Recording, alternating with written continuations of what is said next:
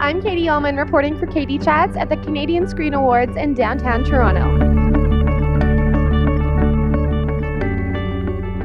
I'm here with Paul Gross. I'm not on mushrooms. How does it feel to be the recipient of the Earl Grey Award here at the CSAs? It feels, it is slightly surreal, I have to say. I've never been able to think much about a career exactly, and certainly never think about a body of work. I kind of tend to forget the things that I've done when I finish them, or I don't think about them all the time. So I guess I'm just sort of selfishly focused on whatever particular project I'm involved in.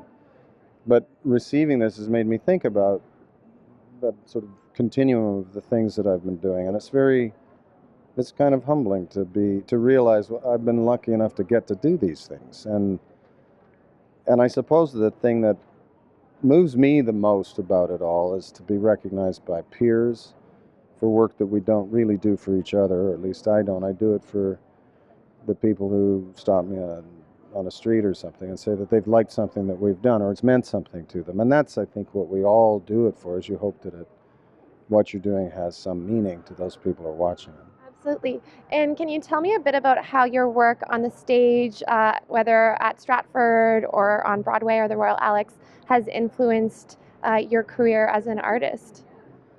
Well, I started out in the theater. I went to theater school, so I kind of bounced back and forth. I ended up doing more television film because it just pays really a lot better. And I was sick of living in a basement apartment. So, no, I just was I started with the theater, so I always have kind of gone back and forth.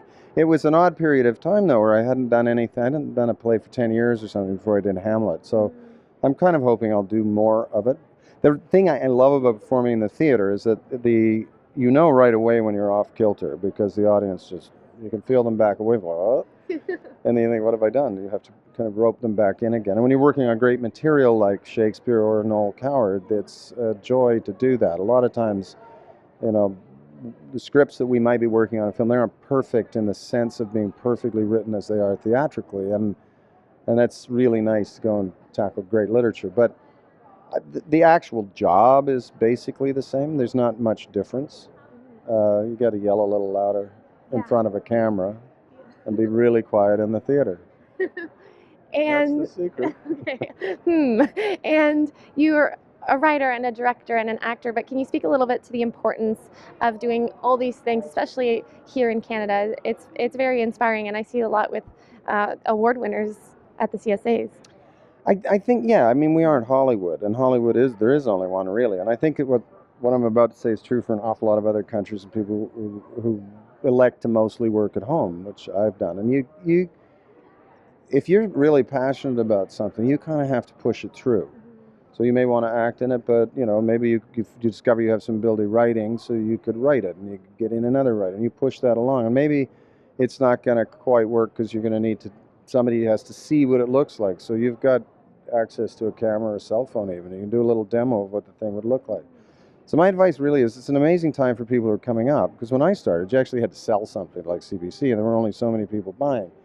But now you've got the technology is instantly available to go and do something that lets people see it. So you can work all the time. You get better as you go along.